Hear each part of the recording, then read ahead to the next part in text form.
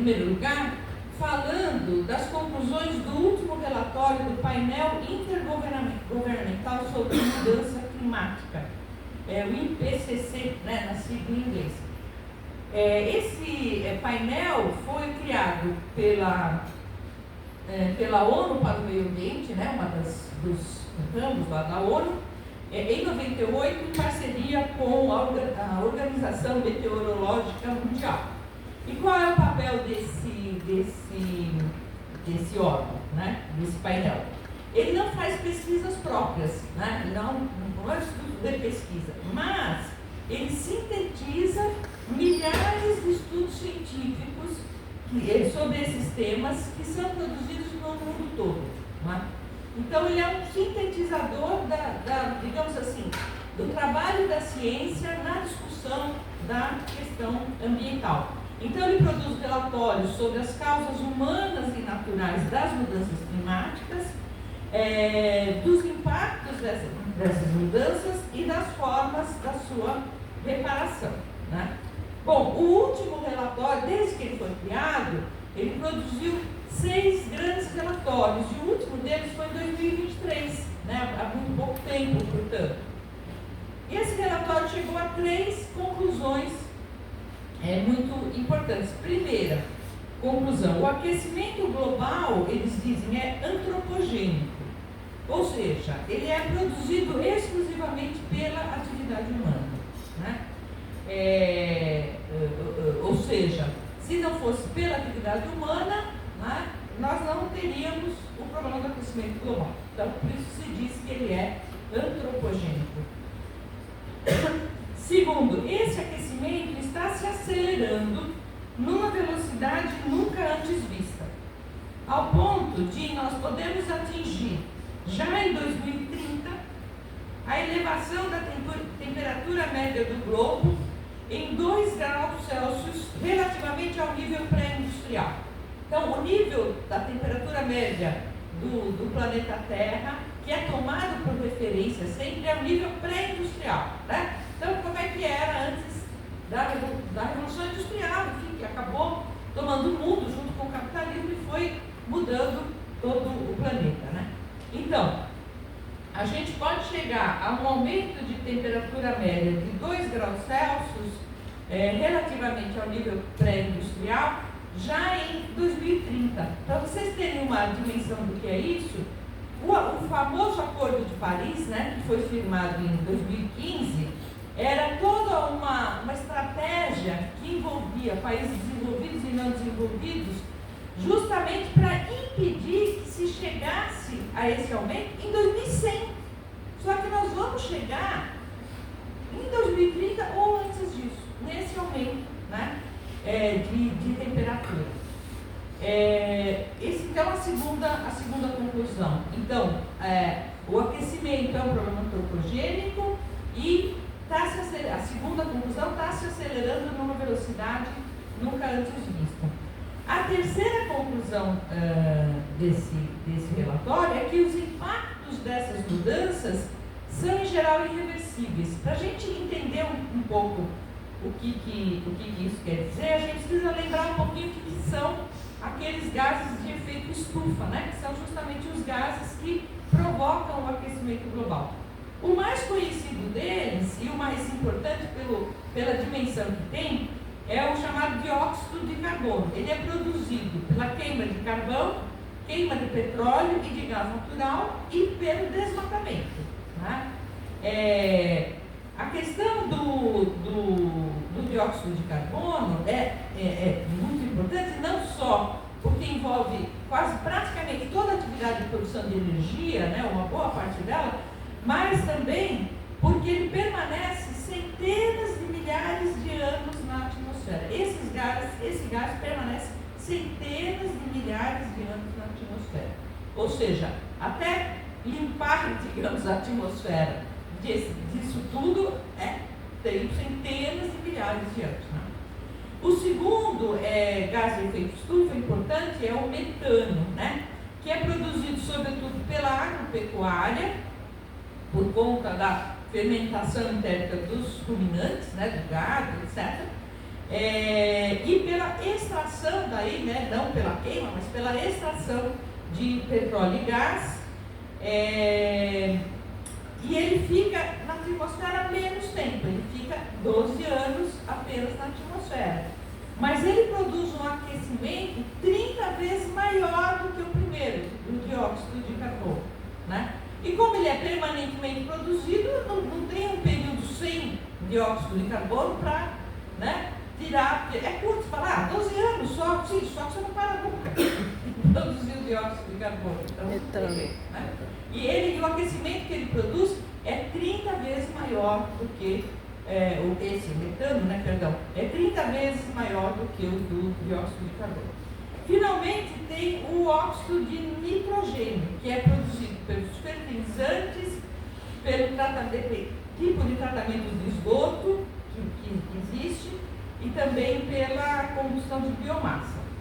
Esse aqui fica na atmosfera por cerca de 100 anos, mas produz um aquecimento que é 300 vezes maior do que o do dióxido de carbono. Então, esses são os gases de efeito estufa.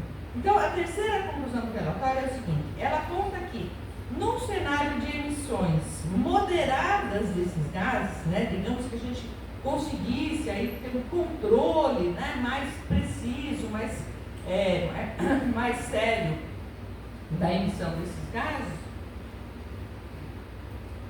Então, num cenário de emissões moderadas, a temperatura global pode subir até cerca de 3 graus em relação ao nível pré-industrial até 2100. O Acordo de Paris queria que fosse menos de 2 graus, né, até 2100. E se houver, se essa moderação não for conseguida, esse aumento pode chegar até 4 ou mesmo 5 graus Celsius. Falando de horizontes um pouco mais curtos, né, em cerca de 10 anos, ou até bem menos que isso, né, porque 2030 é 5 anos, né, 2030 já está batendo na porta, a gente pode ter um aumento então de 2 graus Celsius. De 2015 para cá, foi um aumento, agora não me lembro exatamente, mas se não me engano, de 0,5 graus Celsius. Em 10 anos, né? É muita coisa. Então a gente pode ter esse aumento já batendo na porta em 2030. E a questão é a seguinte: primeira, nós não sabemos se nós conseguimos conviver com isso, porque a quantidade de eventos climáticos extremos que uma elevação da temperatura desse porte pode produzir, né, é muito grande.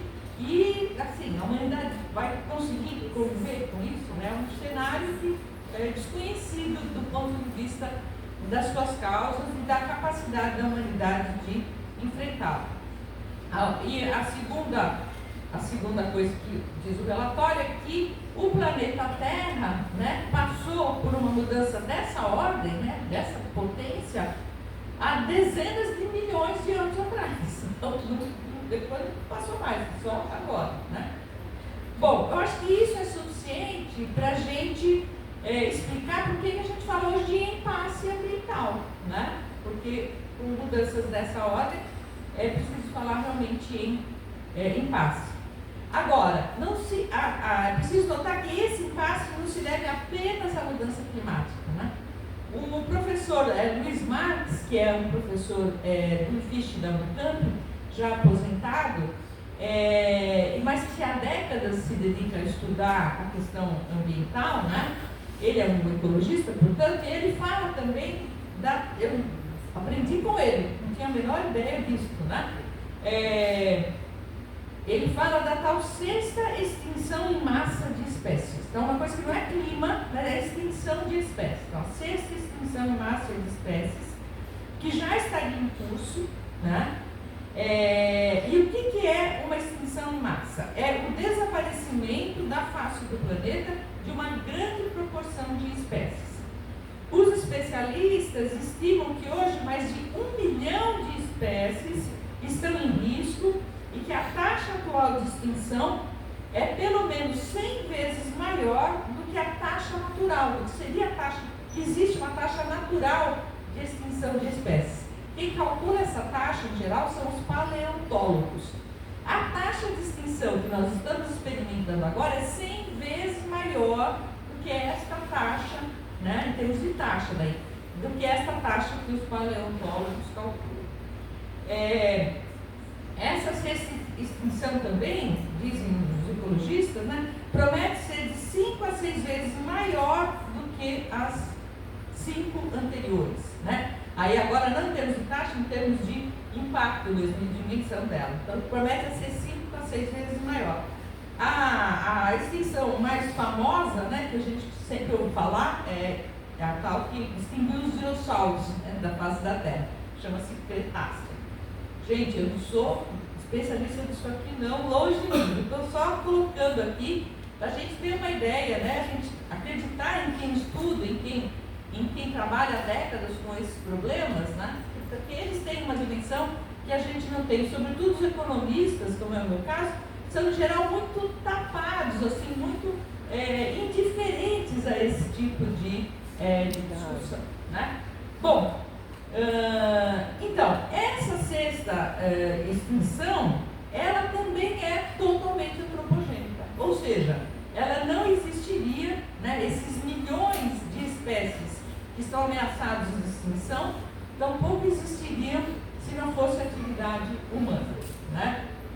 Bom, portanto, ainda que a gente fale apenas de clima, né, o que nós temos pela frente é uma ameaça existencial e um verdadeiro impasse ambiental. Né? E por que impasse? Porque, assim, parece uma coisa, eu vou voltar a me referir a isso, é uma coisa que todo mundo vê, todo mundo percebe, todo mundo acha que é um problema, mas absolutamente nada acontece para reverter a situação. Né? Então, por isso que se fala em impasse. Enfim, então, o que isso tudo tem que ver com as tais formas sociais, né, que estão no título dessa conferência? Então, só lembrando, mais uma vez, o título da conferência é Economia e Natureza, as formas sociais de um impasse ambiental. Então, o que nós vamos fazer agora? Primeiro, nós vamos voltar um pouquinho no tempo para mostrar como é que a humanidade começou a se dar conta desse tipo de problema, como e quando, né? Falar na sequência da natureza desse impasse, por que essa situação configura um impasse e o que as formas sociais têm a ver com isso. Né? Bom, então a primeira pergunta que a gente deve fazer é a seguinte: será que haveria uma palestra, né, uma atividade, uma mesa, uma discussão com este título algumas décadas atrás? Né? Vamos lembrar que o trabalho que começou a despertar a consciência ecológica da humanidade foi um trabalho produzido no início dos anos 60, mais exatamente em 1962. É um trabalho de uma bióloga marinha, que se chama The Silent Spring, né? A Primavera Silenciosa. O que ela começou a mostrar? Americana, né? Ela demonstrou, né, como que a rápida expansão da indústria química, então isso em 1962, né? Portanto, há 38, 25, 63 anos atrás, certo? Ela mostrou que a rápida expansão da indústria química levava à massiva destruição de insetos, abelhas e pássaros, devido à dispersão de fertilizantes e pesticidas no ambiente, causando então essa primavera silente, a primavera sem o ruído, que matou os passarinhos, as abelhas, os insetos, etc., e produziu uma primavera silente. E ela foi além, argumentando que a indústria química, então em vigor, poderia levar à destruição do sistema de suporte à vida no planeta.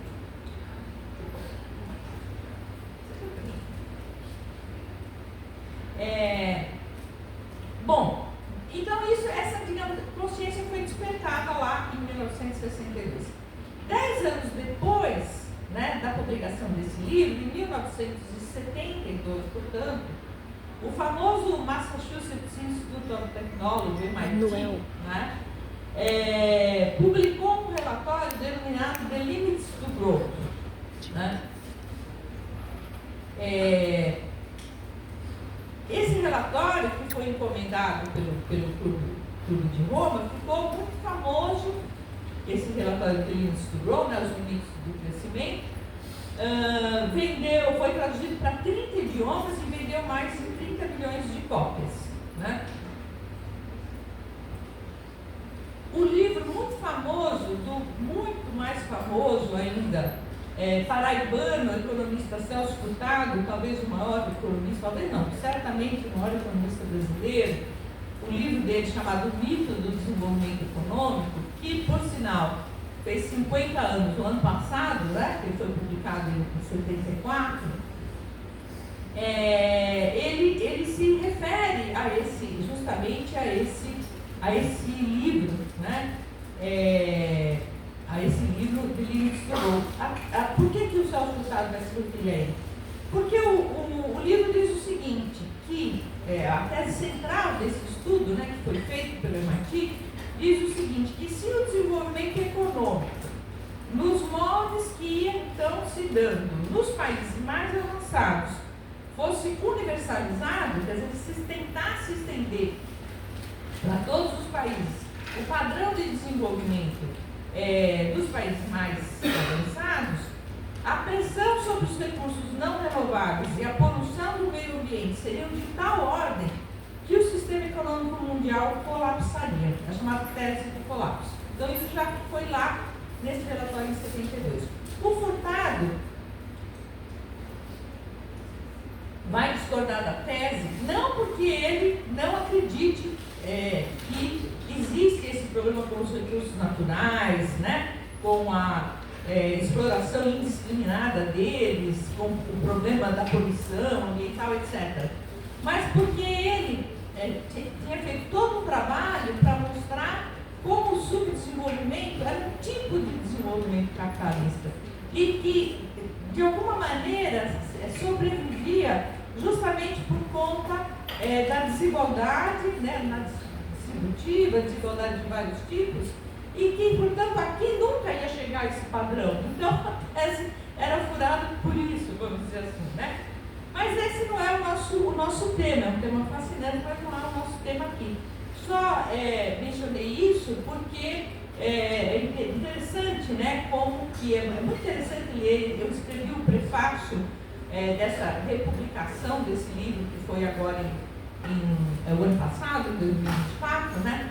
E é muito interessante como que o Furtado trata dessa questão toda ambiental, a consciência que ele tinha e tudo mais, né?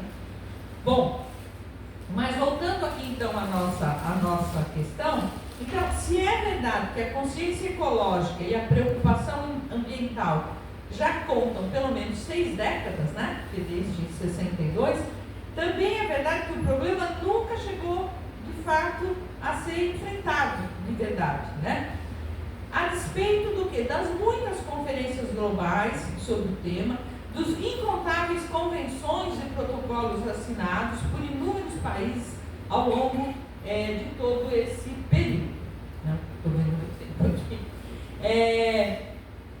Já em 72, né, há mais de 50 anos, portanto, a Conferência das Nações Unidas, nesse mesmo ano em que sai esse livro aí, esse relatório de Limits to Growth, né, a Conferência das Nações Unidas para o Ambiente Humano, realizada em Estocolmo, estabeleceu os 26 princípios para a proteção ambiental e produziu o conceito de desenvolvimento sustentável, né? Então, já em 72, já se criou esse conceito de desenvolvimento sustentável. O que eu vou mostrar aqui para vocês agora muito resumidamente, a sequência de conferências, protocolos, convenções, etc., que veio acontecendo de lá para cá para se tentar enfrentar esse problema sem sucesso, né, vamos dizer assim. Então, 20 anos depois desta Conferência de Estocolmo, que criou o conceito de desenvolvimento sustentável, nós tivemos aqui no Rio de Janeiro a famosa Rio 92, né? Que gerou a Agenda 21, que era o quê? Um plano de ação para promover o desenvolvimento globalmente sustentável, contendo uma convenção assinada por vários países para o combate às mudanças climáticas.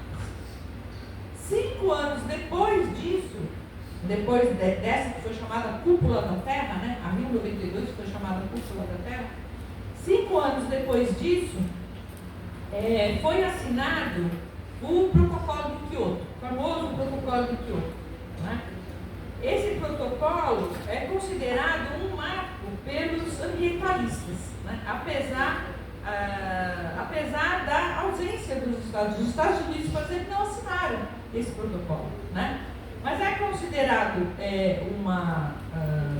um marco pelos ambientalistas porque ele estabelece aquilo que se chama de compromissos vinculativos para a emissão de gases de efeito estufa, ou seja, você teria metas, né, de redução da emissão desses gases e multas ou algum tipo de punição para os países que não atingissem essas metas, né?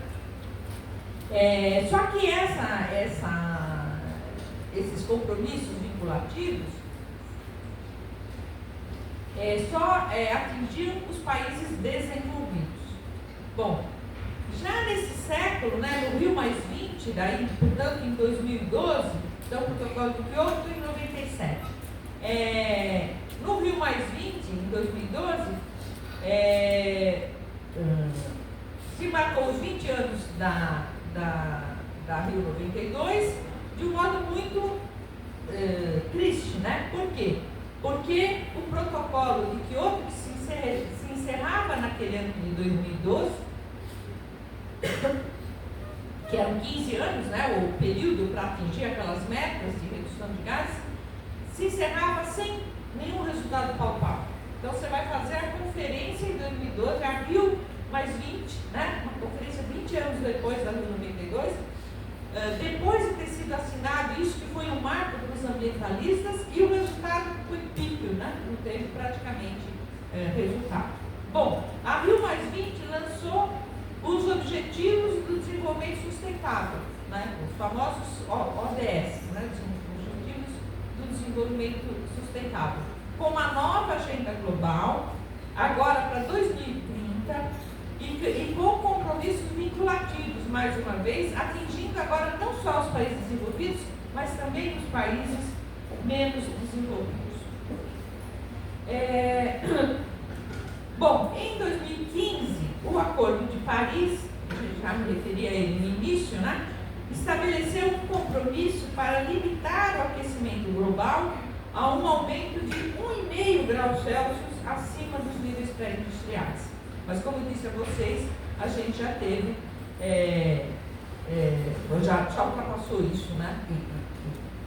Também em 2025. Essa meta deveria ser alcançada em 2030, e isso para evitar que esse aumento chegasse a 2 graus Celsius em 2100. Só que ele pode chegar agora, em 2030. Né? Nos últimos 3 anos, 3 conferências das Nações Unidas, não nos últimos 3 anos, não, mas foi em 21, 22 e 23, quase os últimos, 3 conferências das Nações Unidas foram realizadas para reafirmar e garantir a implementação dos objetivos do Acordo de Paris, além de discutir mecanismos para financiar políticas de adequação climática nos países menos desenvolvidos e que têm menos recursos, né, para fazer esse enfrentamento. Bom, gente, vocês viram quanto protocolo, convenção, conferência, etc, né?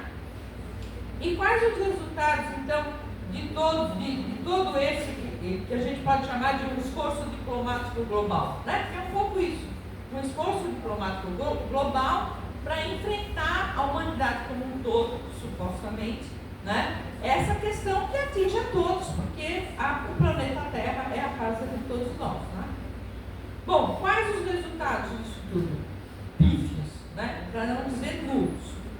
No caso do aquecimento global, um estudo recentemente publicado pela prestigiada revista científica Nature, em fevereiro de 2024, portanto, bem recente, um ano e pouco atrás, indica que desde a assinatura do Acordo de Paris, a temperatura da Terra cresceu 0,5%. Eu falei tentando ligar na cabeça, era 0,5%, cresceu 0,5% acima dos níveis pré-industriais, saindo de 1,2% em 2015 para 1,7% agora. Vocês vejam que a possibilidade de chegar aos 2%, que eles queriam chegar só em 2100, de chegar em 2030 é muito alto, né? A probabilidade é muito alta de a gente ter esse cenário cuja sobrevivência, digamos, da humanidade é discutida, é desconhecida, frente a ele, né? Nesse ritmo, então, a meta para 2100 será descumprida já em 2030. As marcas de 1,5, no máximo 2 graus de aumento da temperatura do globo, evitariam uma situação catastrófica com o crescimento da frequência e intensidade de eventos climáticos extremos que, no limite, inviabilizariam a vida humana na Terra. Bom, num outro exemplo muito recente, a gente tem o advento de pandemias como a Covid-19. A Covid-19, que causou, como a gente sabe, milhões de mortos e teve um enorme impacto na vida de todos os povos do mundo, né? Também não está desconectada da degradação ambiental. Em um outro estudo publicado também pela Nature em 2021, né, se demonstra o quê? Que em ambientes degradados, degradados ambientalmente degradados, as populações de animais que hospedam doenças zoonóticas, que são essas doenças capazes de produzir pandemias como a da Covid-19, são em média 2,5 vezes maior. Então, se você tem um ambiente, se você tem um espaço ambientalmente degradado, a possibilidade de se produzir pandemias é 2,5 vezes maior do que num ambiente ambientalmente não degradado. Bom, então, gente, ao que parece, o que a gente tem, então, diante da gente é um enorme paradoxo, né? Um enorme paradoxo, que tudo se passa como se alguém caminhasse velozmente em direção ao precipício, tivesse plena consciência disso, tentasse refrear o seu passo em direção ao abismo, né? Em direção ao desastre total, mas é empurrado por uma força alienígena que o impede de fazer aquilo que seria o mais racional do seu ponto de vista como ser humano, ou seja, parar de andar, né? Então, está chegando, mas não para, está indo, né? Esse alguém que caminha velozmente em direção ao precipício, não é preciso dizer que é a humanidade. A consciência disso é visível no sem número de cúpulas, convenções e protocolos que a gente acabou de listar. Esse alguém que o desastre total seria parte da resposta dada pela natureza em relação a um modo de vida que é permanentemente hostil e agressivo, né? Porque é predatório. E como vocês já devem ter adivinhado, a força alienígena que impede a nossa reação racional como seres humanos chama-se capital. Mas de que modo opera então essa força alienígena e por que ela é tão poderosa? Bom, a gente, para entender isso, né, o que há em jogo aí, considerando que o capital, de alguma forma, está por trás dessa corrida em direção ao precipício, é que existe uma luta permanente entre o concreto e o abstrato. Né? É uma luta permanente entre esses dois termos, vamos dizer assim, né, com as suas devidas consequências práticas e reais, né, que está aí. Bom, por que eu estou falando isso para vocês não pensarem que eu sou maluco? O capital, né, como nos ensinou Marx, ele deriva da forma mercadoria. Né? Ele é um subproduto lógico dessa forma social. O que é uma forma social? Né? Uma forma social é uma maneira como as pessoas se relacionam socialmente na produção da vida social, né? elas são determinadas historicamente e são socialmente mediadoras, né? Então elas fazem a mediação do relacionamento social entre as pessoas na produção da vida. Para o Marx, a produção da vida era sempre social, não existe a produção individual. A ideia do indivíduo autônomo é uma ideia do liberalismo, né? Que é absolutamente irreal, vamos dizer assim, né? A produção da vida é sempre socialmente determinada. Então, mas como as pessoas se relacionam na produção da vida? Elas se relacionam por meio dessas formas que fazem essa intermediação, né? E que fazem com que as pessoas ajam, né? Se comportem de determinadas formas, sem que precise necessariamente haver uma regra, uma lei, etc. Elas reproduzem, né, essas formas sociais. Bom, então, a mercadoria, né, para o Marx, é a forma elementar por meio da qual a riqueza aparece nas sociedades capitalistas. É o que ele diz na primeira frase do Capital, né?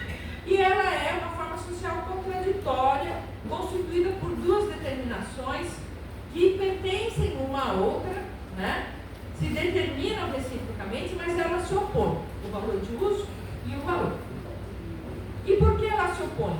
Porque o valor não é a generalização dos valores de uso. Então aqui eu tenho um copo que serve para tomar água, a água que serve para eu me hidratar, o microfone que serve para a minha voz chegar no fundo do auditório, né? São três utilidades diferentes, são três valores de uso diferentes. O valor não quer dizer que tudo isso aqui, eles chegam nas pessoas, né? Como é que as pessoas acessam esses valores de uso? Por meio de relações de troca, não é isso? Né? A gente, a relação de troca é o que constitui a vida material da sociedade moderna. É o mercado, o famoso mercado, né? A gente percebe um pouco isso porque a relação de troca que a gente mais conhece tem do lado esquerdo algum valor de uso e do lado direito uma coisa que se chama dinheiro, né? Então, a garrafa d'água é, sei lá, R$5, né? Uma garrafa d'água igual R$5. É uma relação de troca, né? Ou a gente poderia dizer uma garrafa d'água igual a 40 copinhos desses, ou qualquer outra coisa, né? Bom, então, a relação que existe entre o valor e o valor de uso não é uma relação de generalização, né? Que o valor seria a generalização dos valores de uso.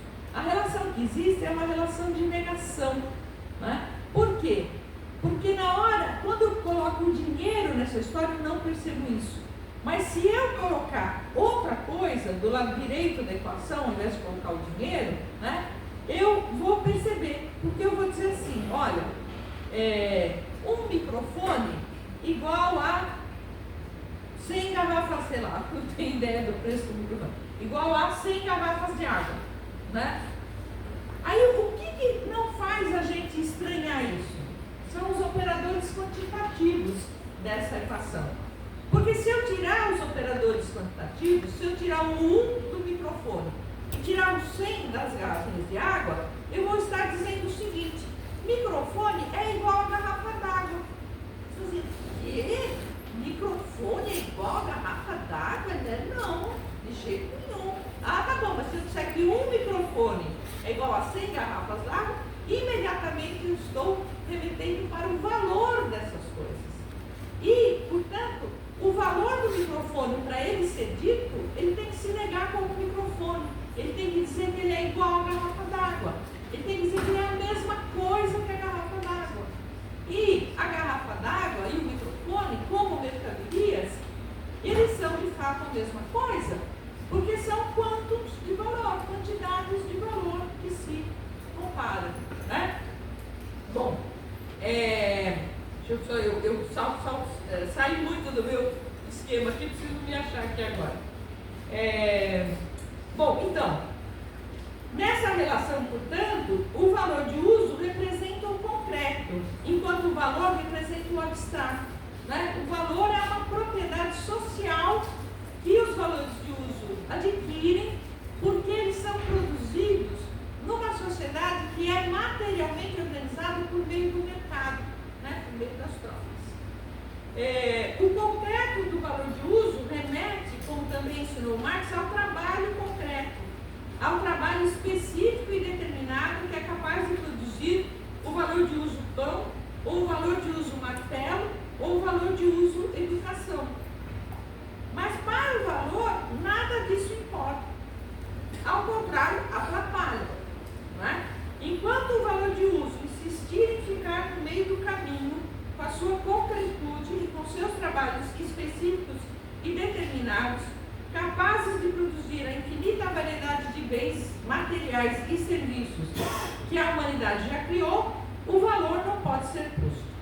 Para que o valor possa ser posto, quer dizer, para que ele possa aparecer, se apresentar, existir e definir a sociedade, tem que ser possível comparar duas mercadorias distintas. Mas quando isso acontece, o trabalho concreto desaparece e entra em seu lugar o trabalho abstrato.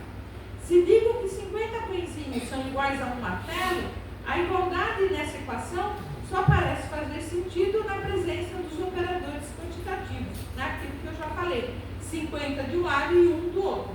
Pois sem eles, estou dizendo que pão e martelo são a mesma coisa. O que os operadores quantitativos fazem, portanto, é disfarçar a oração que diz essa coisa, em princípio, abstrusa, né? Martelo e pão são a mesma coisa. Todavia, aquilo que parece bizarro para a intuição comum é verdadeiro para o mundo das mercadorias. No mundo das mercadorias, pão e martelo são de fato a mesma coisa, porque ambos são coisas de valor, eles portam valor e a substância do valor é o trabalho abstrato. Então, Marx vai mostrar que é o tempo de trabalho, né, que produz o valor, que é a variável que está em última instância por detrás do valor das mercadorias.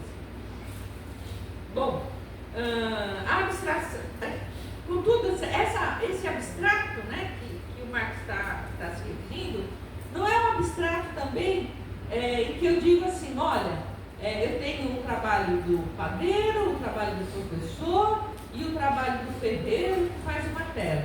E tudo isso é trabalho. Ah, legal, posso fazer isso, mas isso é uma operação minha. É uma operação minha como analista, como estudioso, vamos dizer assim, da sociedade. E eu posso chamar isso, posso dizer que isso é uma abstração, é uma abstração produzida pelo meu pensamento, porque eu criei um conceito de trabalho em geral a partir desses trabalhos diferentes, né? O trabalho do padeiro, o trabalho do professor, o trabalho do ferreiro. Mas o trabalho abstrato, que constitui a substância do valor segundo Marx, não é desta natureza, não é esse o trabalho abstrato, né? Porque é uma abstração que está presente no dia a dia da sociedade. Por que ele está presente no dia a dia da sociedade? Então, é uma abstração real. Porque no dia a dia das trocas, recorrentemente eu estou igualando, claro que intermediado pelo dinheiro, que é o que nos dificulta perceber as coisas, né? Mas eu estou o tempo todo igualando todos os diferentes tipos de trabalho, infinitos e diferenciados tipos de trabalho que possam existir na sociedade, né? Então, é o dia a dia das trocas que permanentemente iguala trabalhos de diferentes tipos, abstraindo o fato de existirem aí trabalhos específicos que satisfazem específicos capazes de produzir distintos tipos de bens e serviços.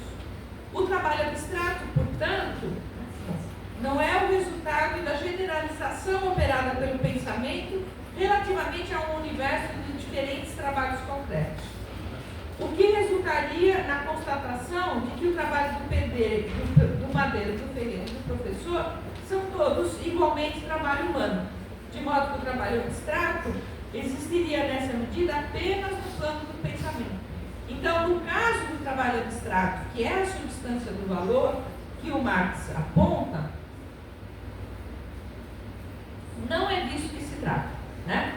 Como nós já adiantamos, o trabalho abstrato que constitui a substância do valor é real, pois é uma operação efetuada pela realidade social levada a efeito o tempo todo pelo cotidiano do mercado e das trocas. O que disfarça e elevou tudo é o fato de as trocas se darem por meio do dinheiro, que é algo tão simples quanto enigmático. O dinheiro é uma coisa que todo mundo acha que sabe o que é, né? Todo mundo corre atrás dele, doido a vida inteira, mas de fato ninguém sabe exatamente o que ele é. É muito difícil saber o que é o dinheiro. Só para vocês terem uma ideia, né, de como isso é absolutamente controvertido dentro da ciência econômica, a corrente econômica chamada monetarista, olha o nome da corrente, monetarista, né? Significa alguém que vai saber exatamente o que é dinheiro. Bom, mas o que é que essa corrente diz? Que o dinheiro não tem a menor importância. Que o dinheiro é só um véu, é um operador multiplicativo que confere valor às transações reais do mercado. Né? Então é uma contradição, um paradoxo. A corrente que se chama monetarista, né, diz que o dinheiro não tem importância nenhuma, que o que conta são as transações reais. Ao contrário de gigantes desse aí, é o pensamento convencional, né? É a economia convencional. Há um professor muito conhecido, porque muito ligado ao liberalismo, muito lembrado nesses dias de ascensão da extrema-direita, chamado Milton Friedman. Milton Friedman é um professor da escola de Chicago, monetarista, e certa vez ele dando aula na pós-graduação, ele perguntou, dando aula sobre moeda, dinheiro, etc., né? Um aluno, que inclusive parece que é um imigrante, se fosse hoje em dia ele já ia mandar deportar o sujeito. Era um imigrante, um aluno imigrante lá, não sei de que origem, mas enfim, que disse assim para ele: professor, o senhor até agora nos falou muito sobre o dinheiro, como o dinheiro opera, etc., mas o senhor não nos deu uma definição de dinheiro. Poderia fazer isso agora? O professor Milton Friedman desancou o aluno, acabou com o aluno, porque aquela era uma pergunta que não deveria ser feita, que não é preciso saber o que é o dinheiro, etc., etc., né? Que é preciso saber como ele funciona, precisa saber o que ele é socialmente. Típico de quem não sabe dizer o conceito. Então, só para vocês terem uma ideia de como o dinheiro é um objeto social dos mais controvertidos. Por isso, eu, fazendo aqui um pequeno parênteses, na minha tese de doutorado, chama-se do conceito de dinheiro e do dinheiro como conceito, que eu vou justamente estudar, né, esse paradoxo que é o dinheiro dentro da teoria econômica. Mas, enfim, nós também não temos tempo aqui para tratar disso, né? É que eu começo a falar de dinheiro e eu falo 3 horas sem parar. Bom, voltamos então ao dinheiro na sua relação com a mercadoria. Segundo Marx, a contradição interna da mercadoria entre valor de uso e valor se externaliza na contradição mercadoria-dinheiro. 10 pãezinhos igual a lá 5 reais, por exemplo. Assim, tudo se passa como se do lado esquerdo da equação de troca morasse o valor de uso, que precisa desesperadamente mudar de mãos, ou seja, circular, enquanto do lado direito fica o valor. Bom, isto posto, o que é o dinheiro do ponto de vista da economia marxiana? Então, é o valor que se autonomizou do valor de uso. É uma espécie de valor puro, que não precisa ser carregado pelo valor de uso. Nas mercadorias ordinárias, o valor de uso funciona como suporte do valor. Então, eu tenho isso aqui, tenho uma garrafa d'água, que tem um valor de uso, e ela carrega um valor. Então, o valor de uso carrega um valor. É 5 reais, 6 reais, enfim, seja lá quanto for, né? No caso do dinheiro propriamente, não existe isso. É um papel. Um valor puro, é um valor que, né, se autonomizou do valor de uso, é a abstração pura. Então, o valor de uso está do lado concreto, o valor está do lado abstrato, né? E o valor, e a expressão maior disso é a existência do dinheiro. Bom,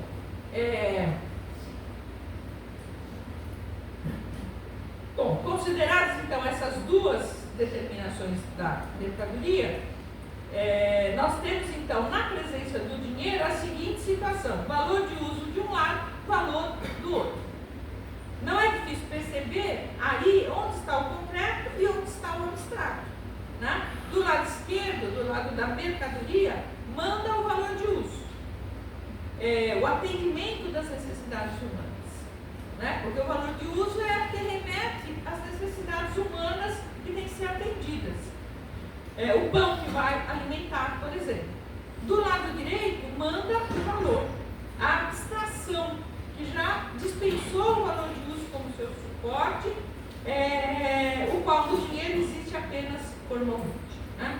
Bom, tudo isso se complica, porém, porque essa abstração chamada dinheiro não se restringe a funcionar como um mero instrumento capaz de fazer as mercadorias mudarem de mãos, de modo a que os seus valores de uso possam ser realizados e as necessidades humanas atendidas: o pão matar a fome, o martelo funcionar como instrumento de trabalho, a aula educar. O dinheiro passa a ser buscado não como simples moeda, né? Moeda é quando o dinheiro funciona só como meio de troca, né? Só dizendo o preço das mercadorias.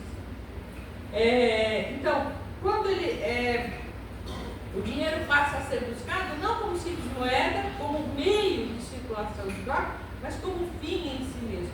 Hoje à tarde na aula eu vou reexplicar isso tudo assim, com passo a passo, né? Bem, então se ficar complicado aqui nós vamos ver melhor. Passa a ser buscado então não como simples moeda, não como meio de circulação, mas como fim em si mesmo. Nesse movimento, ele deixa de ser um mero expediente que permite a realização dos preços das mercadorias. Ele passa a pagar aluguéis, por exemplo, quando o dinheiro paga um aluguel, né? Quando ele paga uma dívida, quando ele compra uma consciência ou a honra de alguém, né? Ele está funcionando como dinheiro puramente, né? É dinheiro que já está realizando preços de coisas que não são valores de uso, como honra e consciência, por exemplo. Tá?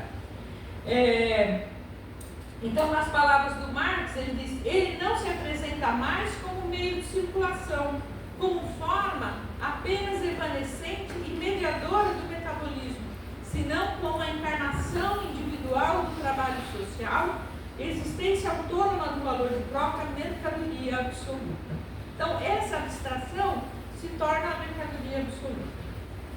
Bom, a primeira definição que o Marx dá de capital no capítulo 4 do livro 1 se refere justamente à busca dessa mercadoria absoluta, né?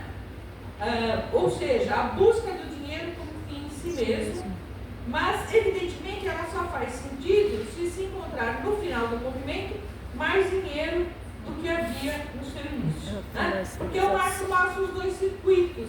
Ele fala assim: a maioria de nós todos estamos no circuito daquilo que ele chama de circulação simples. A gente tem uma mercadoria, que é a nossa força de trabalho, a gente vende essa mercadoria, troca por dinheiro, pega esse dinheiro e compra as coisas que a gente precisa para viver, o alimento, a roupa, o medicamento, etc. Então nós estamos no circuito MDM, mercadoria, dinheiro, mercadoria. Mas a circulação que manda na reprodução material da vida social não é esta circulação, mas é a circulação capitalista. A circulação capitalista, ela é ao contrário, ela não é MDM, ela é DMD, é dinheiro, mercadoria, dinheiro.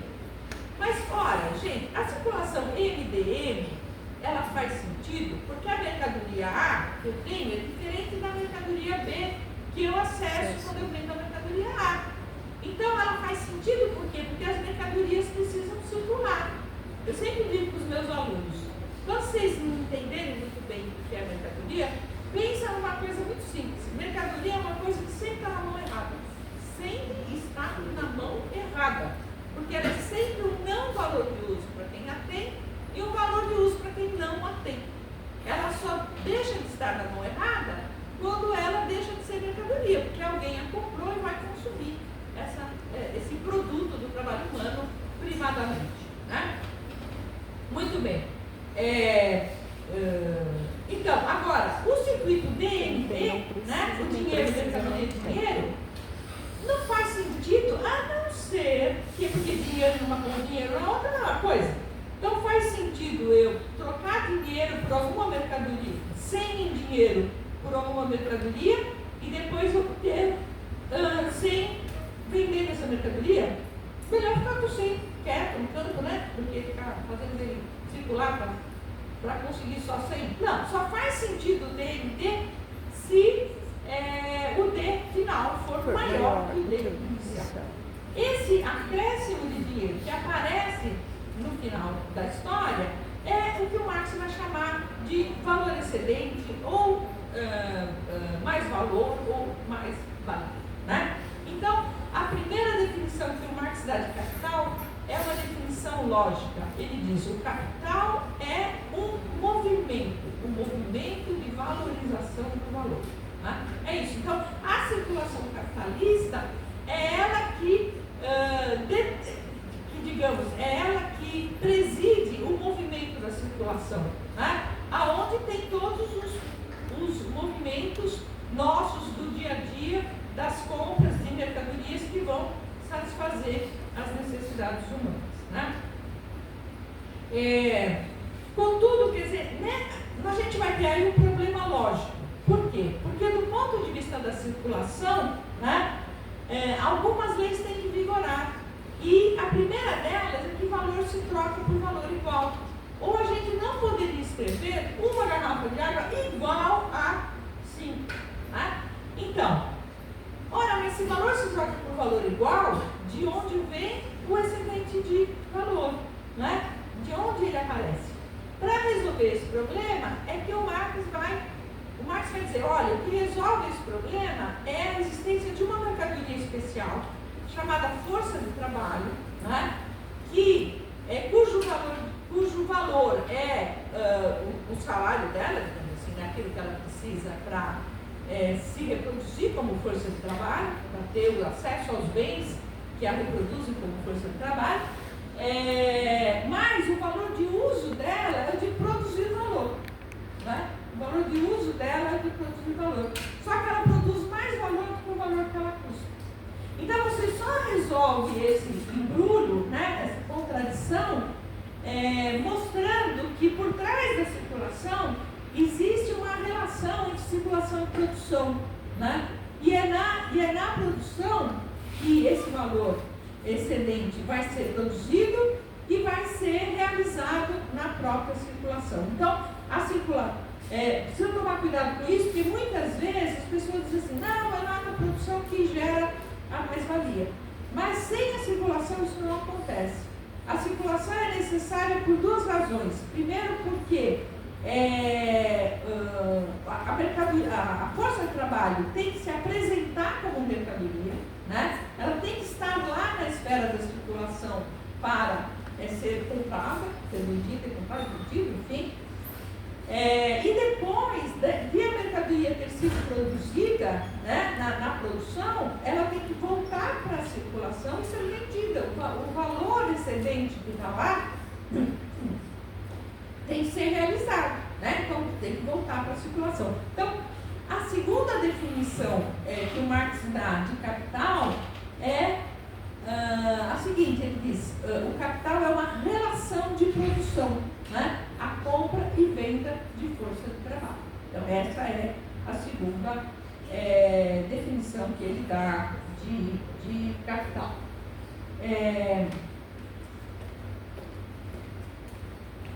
Bom, então, capital é uma relação de produção, a compra e venda de força de trabalho. Ou, em outras palavras, é a existência da força de trabalho como mercadoria.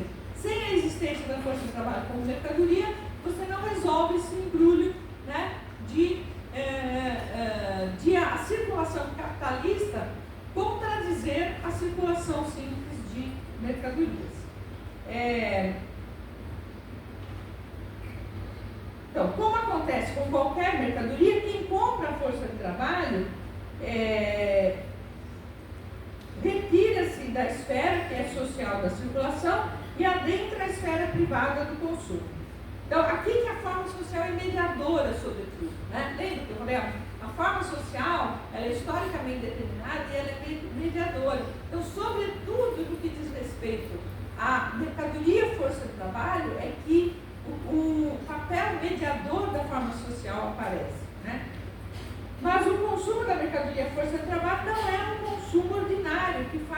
desaparecer o valor de uso. Ao contrário, ele é um consumo especial, consumo produtivo, que combinado aos meios de produção, também adquiridos como mercadorias, vai fazer surgir novos valores de uso portadores de valor. Bom, assim, no circuito do capital, o que nós temos de fato é a relação contraditória entre as esferas da produção e da circulação, ou, se quisermos, todo o movimento concreto da reprodução material da vida social, que implica a produção de valores de uso capazes de satisfazer necessidades humanas, sendo comandado por uma abstração pela mercadoria absoluta, pela existência autônoma do valor que o dinheiro, enquanto dinheiro, propicia e pela necessidade imperativa desse crescimento. Né? Lá no livro 2, o Marx diz o seguinte: o processo de produção aparece apenas como elo inevitável, como mal necessário, tendo em vista fazer dinheiro. Então, o que preside todo o processo de reprodução material da vida social na sociedade moderna não é o atendimento das necessidades humanas. O atendimento das necessidades humanas, né, é o mal necessário. Eles estão produzindo alguma coisa para poder lucrar, né? É o mal necessário. O que importa é esse abstrato, essa abstração que é o dinheiro e a valorização desse dinheiro. Bom, e daqui a gente poderia ser levado diretamente à famosa seção 5 do livro 3, ao capital portador de juros e à financiarização do processo de acumulação, né, que há mais de 4 décadas os marxistas vêm estudando na sua atualização permanente do marxismo, né, da economia política marxiana. Então é evidente que se o protagonismo do movimento da circulação é dessa forma social abstrata chamada dinheiro e da necessidade imperiosa de valorizá-lo, é evidente que a face concreta desse movimento vai ficar a ela subordinada. Né? Se é indiferente ao capital que tipo de valores de uso são produzidos, porque para o capital, gente, isso é tão visível hoje, porque o que você tem são grandes blocos de capital, né? Grandes conjuntos de capital que atuam em várias frentes. O capital que estava lá antes no setor têxtil, agora, depois ele está no setor de alimentos, e ele vai estar também no setor de máquinas e ferramentas, e ele vai estar também no mercado financeiro. Né? Quer dizer, não importa, o valor de uso não importa. Né? Não importa qual ele é, não importa qual é a necessidade humana que está sendo atendida ou que tem que ser atendida. Né? O que importa é esta abstração da valorização do capital. Bom, evidente também, portanto, que se é indiferente ao capital que tipo de valores de uso são produzidos, desde que a valorização do valor aconteça, também lhe é indiferente a forma tomada pelo processo de produção e a maneira em que aí é utilizada a natureza, o meio ambiente, desde que haja lucro. E mais ainda que esteja presente a possibilidade de se oferir um lucro extraordinário. Né? Então tem uma coisa que o Marx explica, né, que é o seguinte: a concorrência intercapitalista faz com que se busque processos cada vez mais produtivos. Essa busca de processos cada vez mais produtivos, que significa aumentar a produtividade do trabalho, vai justamente, tenta justamente, aqueles que implementam essas mudanças, tentam justamente oferir um lucro extra. Né? Quer dizer, ele faz uma mudança que ele consegue que a sua empresa fique mais produtiva, então o seu custo vai cair. Como o valor é socialmente determinado daquela mercadoria, ele ofere um lucro maior do que os seus concorrentes, até que essa inovação seja difundida. Né? Então a maior parte das mudanças que a gente teve, seja tecnológica, seja de gestão do processo de trabalho, como o Fordismo, o Taylorismo, o Toyotismo, agora o Uberismo, né, que se fala, tudo isso é dentro dessa lógica, é por conta dessa lógica que isso acontece. Então, a exaustão de recursos não renováveis, a crescente escassez escassez de recursos naturais e fundamentais à vida humana, como a água, e a degradação do meio ambiente, o aquecimento global incluído aí, que esses processos todos provocam, essa busca irrefreada, né, de mudança, de aumento de produtividade, etc., que isso provoque todo esse dano, isso não entra na equação, simplesmente não entra na equação. Né? Por quê? O que importa é sair na frente, conseguir o lucro extra, etc. Bom, eu vou pular aqui essa parte da financiarização, só lembrando o seguinte, né? Hoje, o capital financeiro, ele está no comando do processo de acumulação de capital. Hoje, que eu digo desde o começo dos anos 80, pelo menos, né? A gente pode fazer uma relação entre o valor da riqueza financeira mundial e o PIB mundial, né? Porque isso dá uma dimensão da importância que esse problema vem ganhando. Nos anos 80, essa relação era de 1,5. A riqueza financeira mundial, estoque é uma variável de estoque, né? O estoque de riqueza financeira mundial. O que é riqueza financeira? Todos os títulos de dívida privados e públicos, ações, empréstimos, debêntures, né? É isso. Dívida privada e pública, ações, debêntures, empréstimos. Né? Então, o montante dessa riqueza financeira era 1,5 vezes o PIB mundial em 1980. Hoje ele é 5,4. Né? Então, a riqueza financeira é 5,4 vezes o PIB mundial. Isso aí são dados muito difíceis de conseguir, eu sei que tem ido atrás disso, mas até finalmente consegui umas atualizações aí.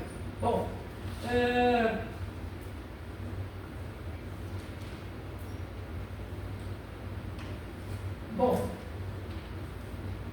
vou pular essa parte, senão vai ficar muito confuso, muito comprido.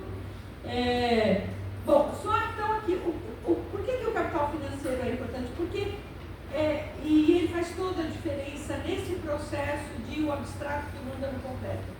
Porque o capital financeiro é o mais abstrato, é a abstração elevada à enésima potência. É a percepção que os agentes que operam a riqueza financeira têm de que o valor se valoriza por si mesmo. Né? O Marx brinca, ele fala que parece que o dinheiro tem amor no corpo. Né? Ele faz amor por si mesmo e se reproduz. Né? Sem o processo de produção, sem o processo que media de fato a produção de valor. Né? Bom, mas é essa lógica que é curto-prazista, rentista, mais indiferente ainda às necessidades reais da humanidade e às próprias necessidades dos processos de trabalho, é essa lógica que está no comando do processo de acumulação desde os anos 80, e que é ainda muito mais abstrata do que a mera lógica capitalista em si. Né? Bom, mas nessa última volta do parafuso, lógica e histórica, ainda tem um elemento adicional, né, que eu também não vou explicar aqui, que é a questão da assetização. O asset, como vocês sabem, é um termo em inglês para ativos. Né? Então, o que os estudiosos da financiarização, do ponto de vista da economia política, estão hoje apontando, é que existe um processo de você tentar criar ativos, né, das mais diferentes coisas. Né? Um exemplo disso é o que acontece no mercado imobiliário. Né? Então, você tem hoje, por exemplo, uma letra de crédito imobiliário, é diferente, por exemplo, se você tem uma casa, tá, que você não usa, você aluga, você tem uma renda monetária que deriva da existência dessa casa. Né?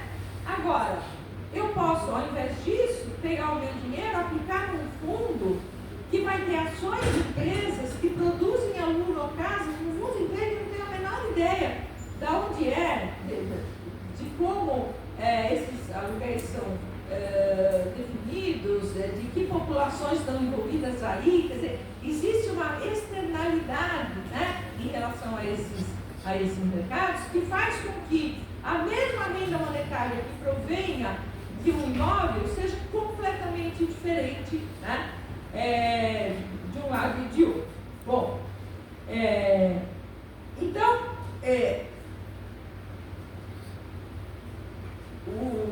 o sistema então convive já há algum tempo, né, com uma busca alucinada de novos ativos que possam garantir a valorização do capital.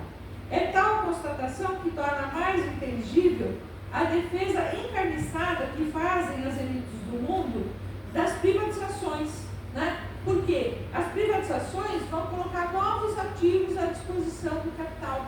Isso porque existe uma tendência do capitalismo à sobreacumulação do capital. O que é sobreacumulação? Você tem mais capital do que opções produtivas de valorizá-lo, né? E essa tendência é imanente ao capitalismo, a tendência inerente ao capitalismo por conta justamente da concorrência intercapitalista. Então, a busca de ativos novos, aonde o capital possa ser colado, é uma busca permanente e cada vez mais intensa, né? Então, o sistema convive já há algum tempo com uma busca alucinada de novos ativos que possam garantir a valorização do capital. É tal constatação que torna mais inteligível a defesa encarniçada que fazem as elites do mundo das privatizações, porque colocam novos ativos à disposição do capital privado, das políticas de austeridade, porque constrangem o gasto do Estado, reduzindo o investimento público e abrindo espaço para o investimento privado, de reformas da Previdência, porque ensejam a mudança dos regimes previdenciários de repartição para capitalização, propiciando largas oportunidades de ganhos financeiros aos seus gestores privados. Haveria-se então uma tendência imanente de transformar os mais variados tipos de coisas em ativos que tornam uma forma de capital financeiro, ou seja, propriedade capitalizada. Aqui entra um conceito do Marx de capital fictício, controvertido conceito, muito pouco entendido, muito facilmente barateado, confundido indevidamente com especulação, porque não é disso que se trata, né? O que o Marx diz que é capital fictício? Ele diz, olha, quando a taxa de juros já se transformou num preço usual dentro da economia, ou seja, já é uma economia capitalista desenvolvida, que tem mercado financeiro, que tem uma taxa de juros média, padrão, enfim, essa taxa de juros permite que qualquer fluxo de renda, provenha ele de um capital ou não, né, seja entendido como se fosse, né, o rendimento de um capital. O exemplo maior que ele dá disso é justamente a dívida pública, né? Então, o que é a dívida pública? No fundo, quando eu compro um título público, eu estou comprando um direito, né, a receber uma parte daquilo que o monopólio do Estado de tributar é capaz de produzir. Porque o Estado, ao tributar, ele está tomando uma parte do valor produzido, né, para se estar, enfim, para desenvolver os trabalhos que precisa, etc. Então, eu, quando compro um título público, eu estou comprando um valor que ainda não foi produzido e que não foi tributado ainda pelo Estado, que não foi sequer produzido, né? Eu estou antecipando um direito a um valor que será produzido ainda. Isso acontece com todo título de dívida, né? Então, todos os processos que envolvem isso, que o Marx chama de capitalização, para ele é capital fictício. Os ativos financeiros todos que eles têm alguns momentos atrás é capital fictício, né? Bom, então, para mostrar como que propriedade capitalizada remete ao processo de capitalização que constitui, segundo Marx, a formação do capital fictício, o qual surge como um desdobramento lógico do capital portador de juros ou capital financeiro. Nesta quadra financeirizada do processo de acumulação, associam-se, portanto, rentismo, especulação e assetização para tornar ainda mais poderosa e irresistível a força que configura o comando abstrato da reprodução material da vida social, com o atendimento das necessidades humanas concretas, sendo colocado cada vez mais sob o domínio desse sujeito automático chamado capital. Só vou falar uma coisinha de especulação. Veja, especulação é uma aposta em preço de ativo. Sempre. Seja imóvel, seja de moeda, seja título, ação, o que for.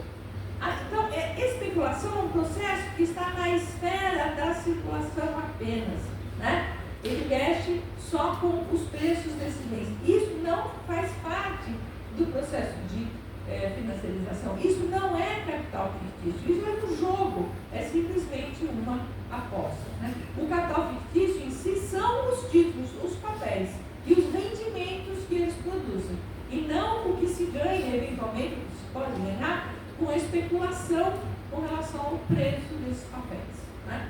Bom, mas isso tudo posto, agora finalmente eu vou encerrar, peço mil desculpas, porque acho que eu falei demais. Isso posto, eu vou trazer aqui uns exemplos que nos permitem visualizar as consequências funestas desta vitória permanente do abstrato frente ao concreto e do precipício cada vez mais próximo e visível.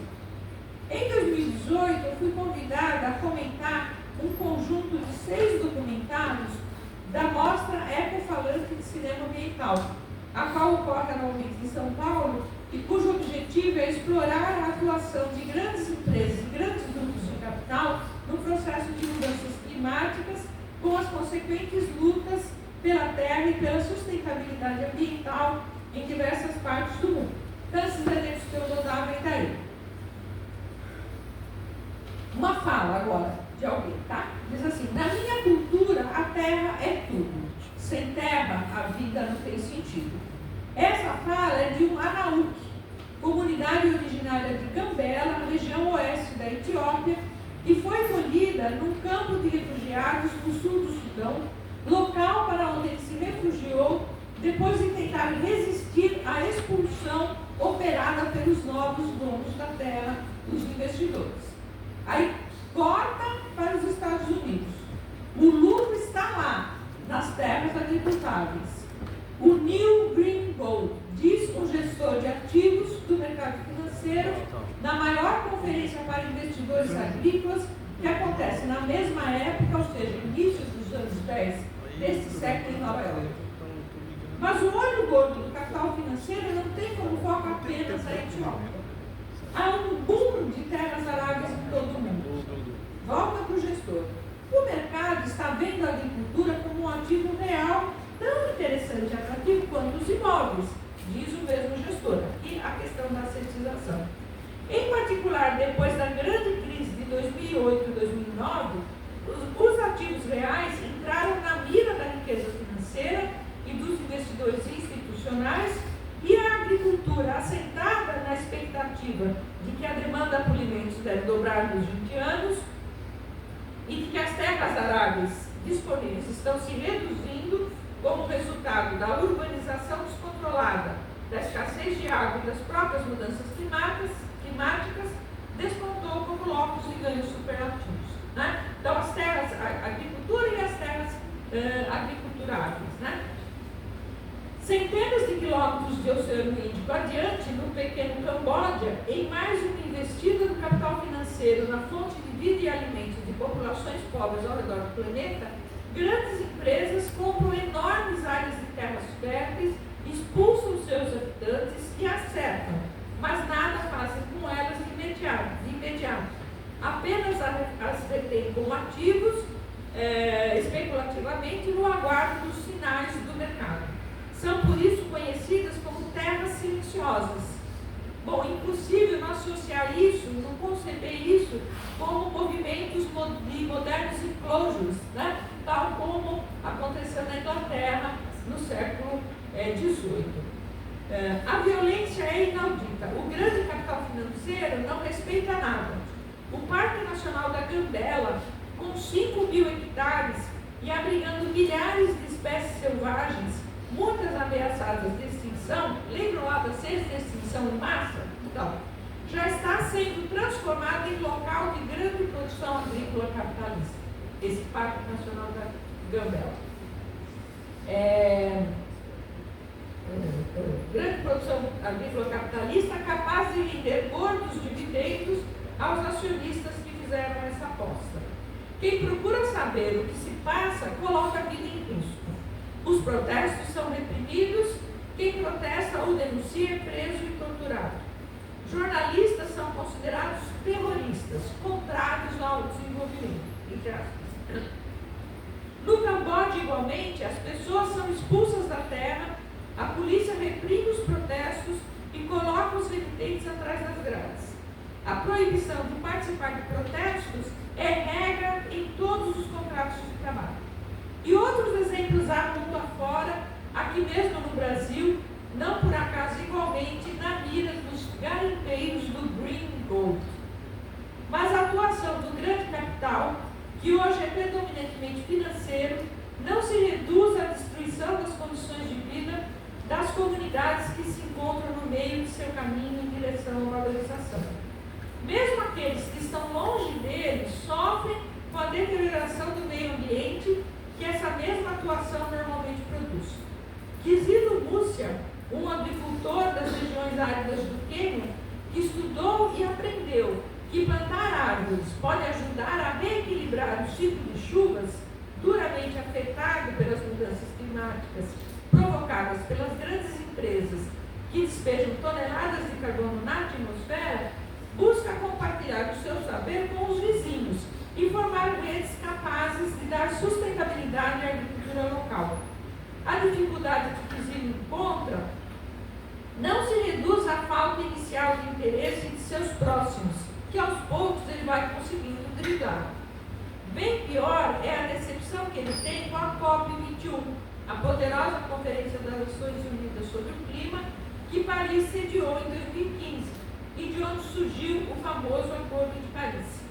Estando ali presente para dar um depoimento sobre a sua luta e para reivindicar que se reduzissem as emissões de CO2, descobriu que os principais países, refletindo os interesses das poderosas corporações deles abrigadas, todas elas consumidoras ou produtoras de combustíveis fósseis, não tinham nenhuma disposição de ceder no principal.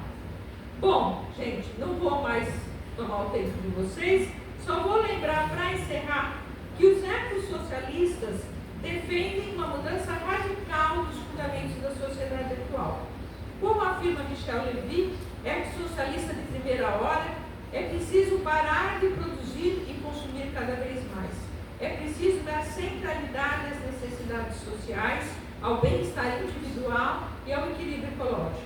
Para ele, planejamento democrático seria capaz de operar essa gigantesca transformação, propiciando assim, e aí aspas para ele, o retorno da supremacia do valor de uso. Bom, peço a torcer que a humanidade o escute um pouco. Muito obrigada.